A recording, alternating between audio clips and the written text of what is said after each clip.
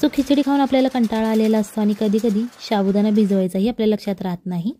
So अशा वेळी कच्च्या साबुदाण्याची चविष्ट आणि झटपट होणारी रेसिपी आज आपण बघणार आहोत। साहित्य कमी लागतं, घरच्या साहित्यात होणारी ही रेसिपी आहे। चला तर मग आजच्या रेसिपीला सुरुवात करूया। व्हिडिओ आवडत असेल तर व्हिडिओ लाईक करा आणि जर तुम्ही चॅनलवर नवीन असाल तर चॅनलला सबस्क्राइब करा, जेणेकरून येणाऱ्या नवनवीन व्हिडिओजचे अपडेट तुम्हाला लगेच मिळतील। आता ही रेसिपी बनवण्यासाठी आपल्याला सगळ्यात पहिल्यांदा 1 कप कच्चा साबुदाणा घ्यायचा आहे। इथे कोणताही आपण भिजवलेला साबुदाणा वापरणार नाही। त्याच्यानंतर आपल्याला 3 हिरव्या मिरच्या घ्यायच्या आहेत। जर तुम्हाला जास्त तिखट आवडत असेल तर तुम्ही मिरचीचं प्रमाण वाढवलं तरीही चालेल। त्याच्यानंतर 1 छोटा कप आपल्याला शेंगदाणे घ्यायचे आहेत। हे मी कच्चे शेंगदाणे वापरलेले आहेत, भाजलेले शेंगदाणे नाहीत घेतले। सो अशा प्रकारे या सगळ्या कच्च्या वस्तू आपल्याला भाजून घ्यायच्या आहेत। जास्त वेळ लागत नाही भाजण्यासाठी, 3 ते 4 मिनिटे पुरेसे होतात हे भाजण्यासाठी।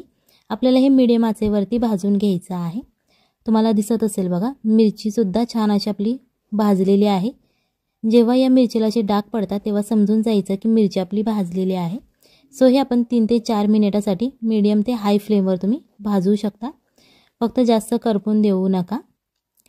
जेव्हा आपले शेंगदाणे थोडेसे ब्राऊन होतील तेव्हा आपल्याला गॅस बंद करायचा आहे।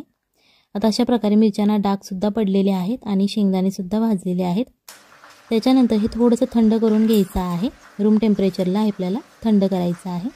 त्याच्यानंतर यामधल्या आपण ज्या मिरच्या भाजून घेतलेल्या आहेत त्या आपल्याला एका बाउलमध्ये काढून घ्यायच्या आहेत। इथे जर तुम्ही लहान मुलांसाठी बनवत असाल तर मिरचीचं प्रमाण कमी ठेवा, जेणेकरून ते आवडीने खातील आणि त्यांना तिखटही लागणार नाही। इथे आपल्याला एक मिक्सरचं भांडं घ्यायचं आहे आणि जे आपण शेंगदाणे आणि भाजून घेतला होता, थंड करून घेतला, त्याच्यानंतर आता हे आपल्याला मिक्सरच्या भांड्यामध्ये घालायचं आहे। जर तुमच्याकडे मिक्सरचं मोठं भांडं असेल तर तुम्ही सगळं एकदम बारीक करू शकता आणि जर छोटं भांडं असेल तर तुम्हाला थोडं थोडं करून ते बारीक करावं लागेल। अशा प्रकारे आता ही मी पावडर याची बनवून घेतलेली आहे। जर तुम्ही थोडंसं जाडसर बनवलं तरीही चालेल, काहीच प्रॉब्लेम नाही। आता ही जी आपण पावडर तयार केलेली आहे ती एक आपल्याला बाउलमध्ये काढून घ्यायची आहे। ही रेसिपी करायला सोपी आहे, घरच्या साहित्यात होणारी आहे आणि नवरात्रीला उपवास असतात, खिचडी खाऊन आपल्याला कंटाळा आलेला असतो तेव्हा ही रेसिपी आपण बनवू शकतो। त्याच्यानंतर आपल्याला ते परत एकदम मिक्सरचं भांडं घ्यायचं आहे आणि इथे बटाटा घ्यायचा आहे। बारीक चिरून घेऊ शकता किंवा मोठा जाडसर असा चिरून घेतला तरीही चालेल। मग अशी ज्या आपण मिरच्या भाजून घेतल्या होत्या त्या मिरच्या आपल्याला घ्यायच्या आहेत आणि या मिक्सरच्या भांड्यामध्ये अशा प्रकारे तोडून घालायच्या आहेत। त्याच्यानंतर चवीप्रमाणे मीठ घालायचं आहे। इथे तुम्हाला बटाट्याच्या आणि मिरचीच्या चवीप्रमाणेच मीठ घालायचं आहे। त्याच्यानंतर इथे आपल्याला अर्धा चमचा जिरे घालायचे आहेत। जर जिरे तुमच्याकडे उपवासाला चालत नसतील तर तुम्ही इथे स्किप करू शकता, नाही घातले तरीही चालेल। यामध्ये थोडंसं पाणी घालायचं आहे, अर्धा कप तुम्ही पाणी घालू शकता आणि हे आपल्याला आता मिक्सरमध्ये बारीक करून घ्यायचं आहे। तुम्हाला दिसत असेल बघा, छान असं एकदम जाडसर असं आपलं बॅटर हे तयार झालेलं आहे। तुम्ही एकदम बारीक सुद्धा करू शकता किंवा थोडंसं असं जाडसर ठेवलं तरीही चालेल। आता जो आपण मगाशी पीठ घेतलं होतं साबुदाणा आणि शेंगदाण्याचं, त्यामध्ये अर्धा चमचा जिरे आणि अर्धा चमचा ओवा घालायचा आहे। जर तुमच्याकडे उपवासाला चालत असेल तर तुम्ही घालू शकता, नाहीतर नाही घातलं तरीही चालेल। अर्धा चमचा आपल्याला लाल तिखट घालायचं आहे। त्याच्यानंतर अर्धा चमचा रेड चिली फ्लेक्स घालायचे आहेत। इथे आपण जे लाल तिखट वापरत आहोत यामध्ये गरम मसाला नाही आहे, फक्त रेड चिली पावडर आहे। चवीप्रमाणे आपल्याला मीठ घालायचं आहे, जेणेकरून साबुदाणा आणि जी आपण शेंगदाण्याची पावडर केलेली आहे त्याची छान अशी। आता हे सगळे मसाले आपले घालून झालेले आहेत। याच्यानंतर आता हे छान असं मिक्स करून घ्यायचं आहे, एकजीव करायचं आहे। आता यामध्ये पाण्याचं प्रमाण तुम्हाला लक्षात ठेवायची गरज नाही आहे, जास्त काही अवघड रेसिपी नाही। पाणी तुम्ही मोजून नाही घातलं तरीही चालेल, फक्त हे पीठ आपल्याला असं घट्ट असं मळून घ्यायचं आहे, एक बॅटर प्रमाणे तयार करायचं आहे। सो त्याच्यासाठी लागेल तेवढं तुम्हाला पाणी यामध्ये तुम्ही घालवू शकता आणि पाण्याची क्वांटिटी कमी जास्त होऊ शकते, तुमच्या साबुदाण्यावरती डिपेंड आहे। जर तुम्ही बारीक घेतला असेल तर पाणी कमी लागेल, जर तुम्ही जाडसर साबुदाणा घेतला असेल तर पाणी तुम्हाला जास्त लागेल। सो इथे पाण्याची क्वांटिटी लक्षात ठेवण्याची गरज नाही, फक्त अशा प्रकारे बॅटर तुम्हाला तयार करून घ्यायचं आहे। तुम्हाला दिसत असेल बघा, अशा प्रकारे मी थोडंसं घट्टसरच असं हे तयार करून घेतलेलं आहे। त्याच्यानंतर इथे आपल्याला थोडीशी कोथिंबीर घालायची आहे, बारीक चिरलेली। जर तुम्ही उपवासाला बनवत असाल आणि कोथिंबीर नसेल चालत तर तुम्ही ही सुद्धा स्किप करू शकता। आणि जर तुम्ही ही रेसिपी उपवासाला नसेल बनवत, असाच नाश्ता करण्यासाठी बनवत असाल तर तुम्ही यामध्ये कोथिंबीर घालू शकता। कारण कोथिंबीरची चव खूप छान लागते।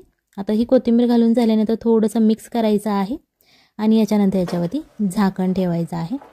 5 ते 10 मिनिटासाठी तुम्ही ठेवू शकता आणि जर तुम्ही खूप घाईत असाल तर 5 मिनिटे ठेवलं तरीही चालेल। अशा प्रकारे आता जे आपण पाणी घातलेलं होतं हे या सगळ्या साबुदाण्याने शोषून घेतलेलं आहे। सो बॅटर हे एकदम कोरडं असं तयार झालेलं आहे। त्याच्यानंतर आपण जी मगाची पेस्ट तयार करून घेतली होती बटाटा आणि मिरचीची, ती पेस्ट आपल्याला याच्यामध्ये घालून घ्यायची आहे। यामध्ये कधी-कधी तुमचा बटाटा जाडसर एकदम राहू शकतो किंवा बारीकसुद्धा होऊ शकतो, ते तुम्ही तुमच्या मिक्सरवरती डिपेंड आहे। सो तुम्ही जाडसरसुद्धा घेऊ शकता आणि एकदम बारीक अशी पेस्ट केली त्याची तरीही चालेल। सो अशा प्रकारे आता हे मिक्स करून झालेलं आहे। याच्यानंतर आपल्याला 1 वाटी दही घ्यायचं आहे। तुमच्या घरात जे अवेलेबल आहे दही तुम्ही ते घेऊ शकता किंवा बाजारातून विकत आणलं तरीही चालेल। त्याच्यानंतर चवीप्रमाणे मीठ घालायचं आणि हे दही थोडंसं आपल्याला फोडून घ्यायचं आहे जेणेकरून यामध्ये गाठी राहणार नाहीत। अशा प्रकारे आपल्याला हे दही करून घ्यायचं आहे। जर तुमच्याकडे बीटर असेल तुम्ही त्या बीटरने सुद्धा हे बीट केलं, फेटलं थोडंसं तरीही चालेल किंवा असं चमच्याच्या मदतीने फेटलं तरीही चालेल। त्याच्यानंतर आता इथे आपल्याला 1 चमचा तेल घ्यायचं आहे, अर्धा चमचा जिरे घालायचे आहेत फोडणीसाठी आपल्याला। आता हे आपले जिरे घालून झालेले आहे, थोडेसे तडतडून द्यायचे। त्याच्यानंतर कढीपत्ता घालायचा आहे। इथे तुम्ही वाळका कढीपत्तासुद्धा वापरू शकता। जर तुमच्याकडे अवेलेबल नसेल ताजा कढीपत्ता तर तुम्ही वाळका कढीपत्तासुद्धा घेऊ शकता। अर्धा चमचा लाल तिखट घालायचं आहे आणि आता हे थोडंसं तेलामध्ये फ्राय होऊन द्यायचं आहे जेणेकरून ते आपण जे मसाले घातलेले आहे ते छान असे तेलामध्ये फ्राय होतील। जे आपण मगाशी दही फेटून ठेवलं होतं त्या दह्यामध्येच आपल्याला ही फोडणी घालायची आहे आणि छान अशी थोडीशी तडतडून द्यायची जेणेकरून दह्यालाही याची खूप छान अशी टेस्ट येते। जरी ते तुम्हाला तेल आवडत नसेल तुम्ही तूप किंवा बटर वापरलं तरीही चालेल, ते तुमच्या आवडीवरती डिपेंड आहे तुम्हाला तेल वापरायचं आहे की बटर। आता ही जी आपली फोडणी घालून झालेली आहे ती छान अशी मिक्स करून घ्यायची जेणेकरून याची छान अशी टेस्ट लागते। आता हे आपण साईडला ठेवून घेणार आहोत। इथे आपल्याला एक पॅन घ्यायचा आहे, यामध्ये 1 चमचा तेल घालू शकता किंवा तुम्हाला तूप किंवा बटर आवडत असेल तुम्ही ते वापरलं तरीही चालेल। अशा प्रकारे ते स्प्रेड करून घ्यायचं। त्याच्यानंतर आपण जे मगाशी साबुदाणा, शेंगदाणा आणि बटाट्याचं जे बॅटर बनवलेलं होतं ते अशा प्रकारे चमच्याच्या मदतीने तव्यावरती पसरवून घ्यायचं आहे। हे तुम्ही तुमच्या इच्छेनुसार आवडीनुसार पसरवू शकता। जर तुम्हाला जाडसर आवडत असेल तर तुम्ही असं जाडसर पसरू शकता किंवा जर तुम्हाला एकदम पातळ असं हवं असेल तर तुम्ही ते चमच्याच्या मदतीने दाबून असं स्प्रेड करू शकता। थोडीशी कोथिंबीर घालायची आणि रेड चिली फ्लेक्स घालायचे आहेत थोडेसे गार्निशिंगसाठी। त्याच्यानंतर अर्धा चमचा तेल घालायचं। हे तुम्ही झाकून ठेवून सुद्धा शिजवू शकता। जर तुमच्याकडे वेळ खूप कमी असेल तर तुम्ही हे झाकण याच्यावरती ठेवून ते शिजवू शकता। आता हे एका बाजूने क्रिस्पी असं फ्राय झालेलं आहे। सो अशा प्रकारे तुम्ही उलटण्याच्या मदतीने ते दाबून सुद्धा भाजू शकता जेणेकरून खालची जी त्याची बाजू आहे ती छान अशी क्रिस्पी होईल। अशा प्रकारे हे भाजून घ्यायचं आहे। आता आपण हे पलटी केलेलं आहे आणि हे दुसऱ्या बाजूनेही आपल्याला थोडंसं तेल घालून क्रिस्पी असं फ्राय करून घ्यायचं आहे।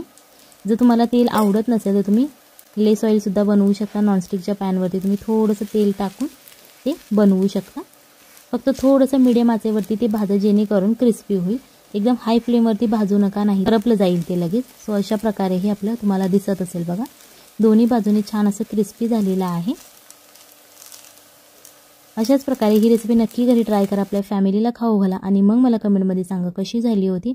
आता जे आपण मगाशी फोडणीचं दही तयार केलं होतं या दह्याबरोबर आज आपण हे साबुदाण्याचा पराठा खाणार आहोत। जर तुम्हाला दुसरा कोणता सॉस किंवा टोमॅटो सॉस चटणीबरोबर खायचं असेल तुम्ही त्याच्याबरोबर सुद्धा खाऊ शकता। फक्त हे दही एकदा नक्की घरी ट्राय करा, आपल्या फॅमिलीला खाऊ घाला आणि मग मला कमेंटमध्ये सांगा कशी झाली होती। ही तुम्ही रेसिपी उपवासाला बनवू शकता किंवा अशीच नाश्त्यासाठी बनवली तरीही चालेल। आता ही आज आपण दह्यात बुडवून खाणार आहोत। चॅनलवर नवीन असाल तर चॅनलला सबस्क्राईब करा जेणेकरून येणाऱ्या नवनवीन व्हिडिओचे अपडेट तुम्हाला लगेच मिळतील। चला तर मग भेटूयात पुढच्या रेसिपीमध्ये, तोपर्यंत बाय बाय, टाटा। आज आपण शिल्लक राहिलेल्या कणकेचा एक छान नवीन आणि चविष्ट असा नाश्ता बनवणार आहोत। रोज आपण चपाती करतो तेव्हा थोडंसं आपलं पीठ शिल्लक राहतं, सो त्या पिठाचं काय करायचं हा प्रश्न सगळ्यांनाच पडलेला असतो। सो आज आपण एक चटपटीत अशी रेसिपी बनवणार आहोत शिल्लक राहिलेल्या पिठाची। इथे आपल्याला एक गोळा घ्यायचा आहे, हे मी गव्हाचं पीठ घेतलेलं आहे। जे आपल्या घरात शिल्लक राहिलेलं असं चपाती करून, तेव्हा तुम्ही ही रेसिपी करू शकता किंवा या रेसिपीसाठी अशा प्रकारे पीठ मळून घेऊ शकता। याच्यानंतर हे तेल आणि मीठचं कॉम्बिनेशन घेतलेलं आहे। 1 चमचा तेल घ्यायचं आहे आणि चवीनुसार मीठ घालायचं आहे। जर तुम्ही चपातीचं पीठ मळताना मीठ आणि तेल घालत असाल तर तुम्हाला ही प्रक्रिया करावी नाही लागणार, आणि जर तुमच्या चपातीच्या पिठामध्ये मीठ नसेल तर तुम्हाला अशा प्रकारे हे करून घ्यावं लागेल। या तेल आणि मिठामध्ये हे पीठ छान असं मिसळून घ्यायचं आहे, जेणेकरून पिठामध्ये मीठ शिरलं जाईल आणि छान असं चविष्ट हे लागेल। सो अशा प्रकारे आता आपलं हे पीठ मळून झालेलं आहे। याच्यानंतर आपल्याला या पिठाचे गोळे करून घ्यायचे आहेत। ज्याप्रमाणे आपण पुरी लाटण्यासाठी गोळा करतो त्याचप्रमाणे आपल्याला हे गोळे करून घ्यायचे आहेत। व्हिडिओ आवडत असेल तर व्हिडिओ लाईक करा, आणि जर तुम्ही चॅनलवर नवीन असाल तर चॅनलला सबस्क्राईब करा, जेणेकरून येणाऱ्या नवनवीन व्हिडिओजचे अपडेट तुम्हाला लगेच मिळतील। सो अशा प्रकारे हे आपल्याला गोळे करून घ्यायचे आहे। जास्त बारीक करू शकता किंवा मीडियम करू शकता, पण जास्त मोठे करू नका।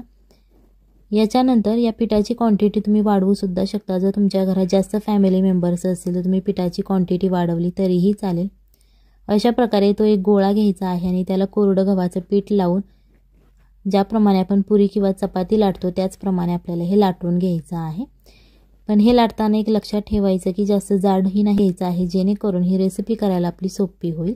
अशा प्रकारे हे 4 गोळे लाटून घेतलेले आहेत। याच्यानंतर एका छोट्या कढईमध्ये किंवा तुमच्याकडे जी कढई अवेलेबल असेल त्यामध्ये पाणी घालून ते पाणी गरम करून घ्या।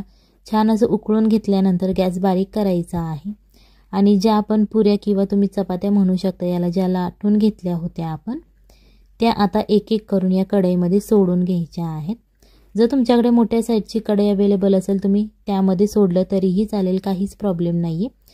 बट इथे एक गोष्ट लक्षात ठेवायची आहे की तुम्ही हे थंड पाण्यात सोडू नका। याच्यानंतर 1 चमचा यामध्ये तेल घालायचं आहे, जेणेकरून आपण जे ह्या पुऱ्या घातलेल्या आहेत ते एकमेकांना चिकटणार नाहीत।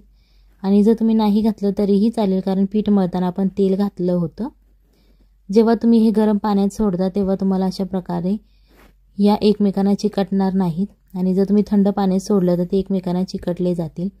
जास्त वेळ लागत नाही रेसिपी शिजण्यासाठी, 5 ते 7 मिनिटात हे शिजून वरती येतं। जेव्हा या पोळ्या आपल्या शिजतात तेव्हा आपल्याला समजतं की ह्या पाण्यावरती तरंगतात। त्या थंड करून घ्यायच्या आहेत। अशा प्लेटमध्ये तुम्ही काढून घेऊ शकता। अशा प्रकारे तुम्हाला या पुऱ्या थंड करून घ्यायच्या आहेत, नाहीतर त्या तुमच्या हाताला भाजल्या जातील। सो इथे आपल्याला एक चॉपिंग बोर्ड घ्यायचा आहे, आणि या चॉपिंग बोर्डच्या मदतीने आपल्याला हे एक एक पुऱ्या याच्यावरती ठेवून घ्यायच्या आहेत। इथे मी शंकरपाळ्याचा चमचा घेतला आहे। जर तुमच्याकडे शंकरपाळ्याचा चमचा अवेलेबल नसेल तर तुम्ही इथे चाकू घेतला तरीही चालेल। चाकूच्या मदतीने आपल्याला हे एक एक स्लाइस अशा कट करून घ्यायच्या आहेत।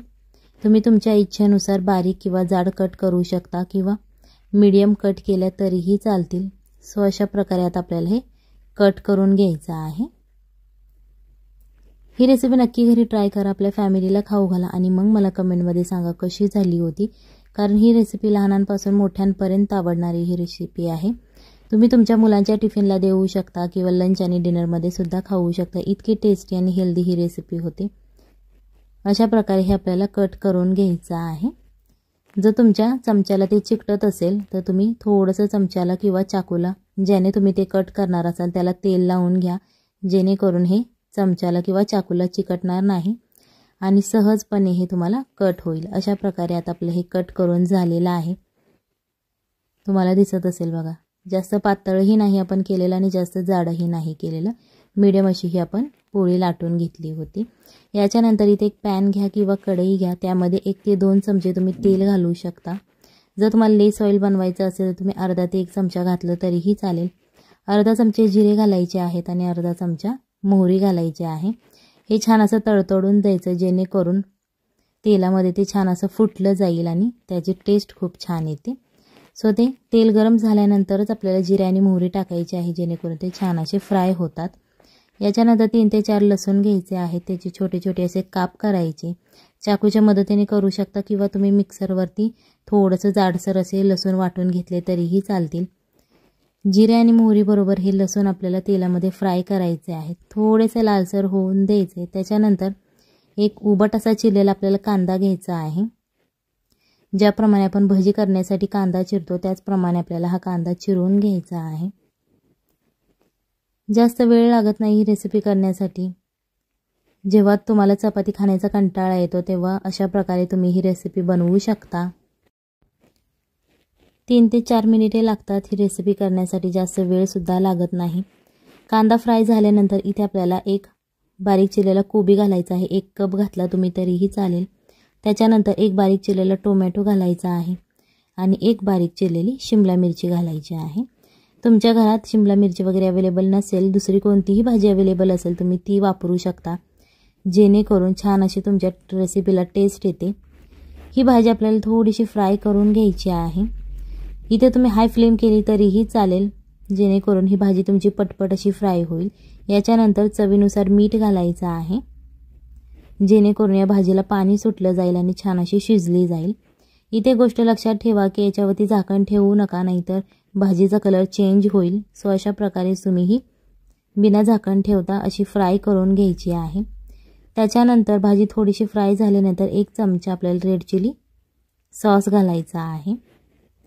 त्याच्यानंतर 1 चमचा ग्रीन चिली सॉस घ्यायचा आहे। ही सहज आपल्या घरात अवेलेबल असतं आणि जर तुमच्या घरात red chili sauce green chili sauce नसेल तर तुम्ही इथे हिरव्या मिरच्या वाटून घातल्या तरीही चालतील। 1 चमचा शेजवान चटणी घालायची आहे, जेणेकरून ही लहान मुलांच्या आवडीची रेसिपी आहे।